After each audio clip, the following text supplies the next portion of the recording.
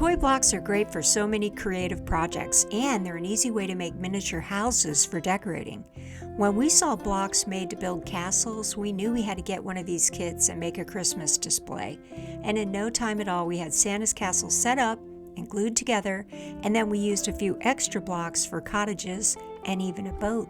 We can change this display every season, adding different plants and ornaments, because underneath the castle is a water reservoir for arranging branches. We'll show you all the other secrets too for making this project. It's holiday splendor with love for a country house.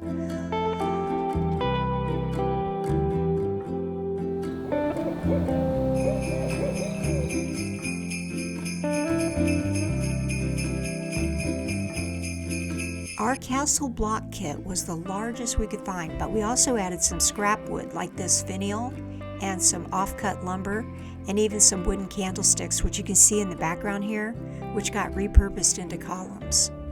First, we designed the castle. Then we took a snapshot so we'd remember how to put it back together and glue everything in place using Titebond.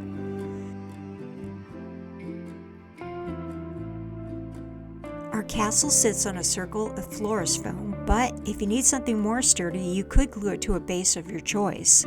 We cut a curve in our florist foam with a serrated blade so that the branches could go down into some water, but other sprigs could be anchored in the foam behind the castle. The windows of the castle were already painted on, but we added more details with a warm brown craft paint. This castle could be revamped. In the summer, it could be soft colors and decorated with fairies and butterflies, and for Halloween, it could be dark colors and then decked out with spiders and tiny skeletons. For Christmas, it could be made to look like gingerbread and icing with lots of candy sprinkled. But we went for this raw wood look, accented with lots of natural mosses and greens and some icy sparkles too. But speaking of embellishments, here are some of our favorites added to this project. First, we glued pieces of sticks to the tops of each tower so we could add Christmas balls in different colors each year.